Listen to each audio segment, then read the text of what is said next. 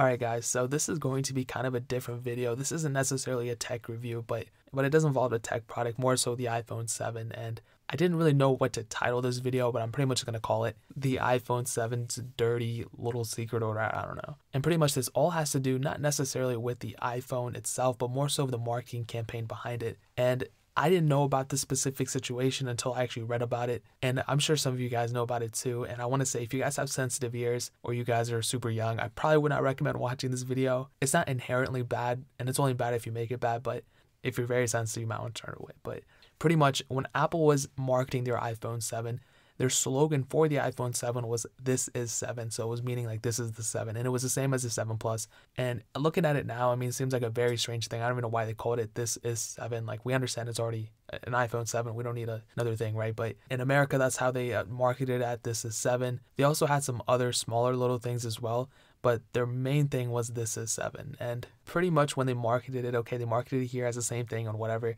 And they marketed it in different countries as well. So they did several countries, and that included China, mainland China, Taiwan, Hong Kong, all these other places. I know Hong Kong, whatever. The weird thing is that when you translate "This is 7" into those languages, the problem that Apple did, or their marketing team did, was they literally transferred those names into Chinese letters. So when you transfer that, the phone slogan should have been "7 is here," while like in different places like in Hong Kong, it is "This is iPhone 7." So the language that they all pretty much use, there's Mandarin, there's Cantonese, there's a lot of other languages, but in Cantonese, that seems like that's the main language they use in Hong Kong. And when you literally translate those letters or those words into Cantonese, that actually translates to, and I'm going to put the phrase up on the screen because I don't want to say it, but that's literally what it is, and that's so crazy. Like I said, if you're sensitive about this stuff, you don't have to look at it, but it's not bad. And going a little bit further on the Wikipedia page, you can see that it actually means a lot worse than what it really is. So I'm guessing that when people were to look at this, they probably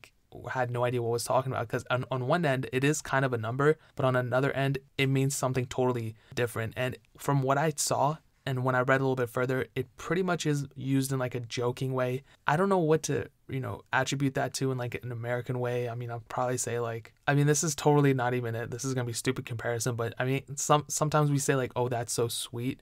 It's not really sugary tasting or whatever, but it's like really cool. So maybe that's like what they try to do here, or what it was. It's kind of like the same comparison here. I think there's a lot more dumber things I could have said, but I think that's the best way. It means one thing, but we use it a different way. And I think that's what happened in this case, but that's pretty much what it is.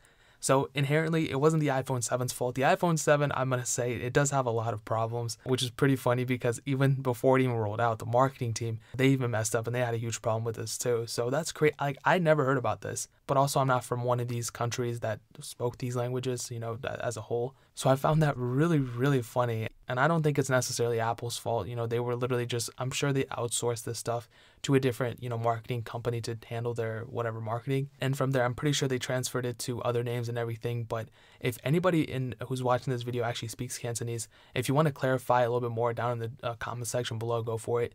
I'd love to hear it, but isn't that crazy? Like, when I thought about it, I was like, what the heck is going on? And again, this happened in 2016. I did not know about it up until now, and I'm sure not a lot of other people know about it either, because I haven't heard anybody talk about it or anything. This is the first time I heard about it, but yeah, dude, I'm not taking a knock at Apple. Whoever marketed it, that's their fault. But I'd love to hear what you guys think about this. If you guys have any questions or anything, like I said, leave it down in the comment section below.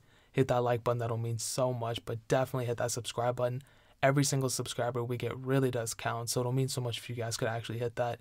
Also, check out the other links down in the description as well. My second channel, please subscribe to that. That'll mean so much. My Instagram, my Twitter, my SoundCloud, all that stuff is down there. I would really appreciate if you guys could check it out. But more importantly than everything else, I love every single one of you guys. Hopefully I'll catch you guys in the next video. Peace out till then.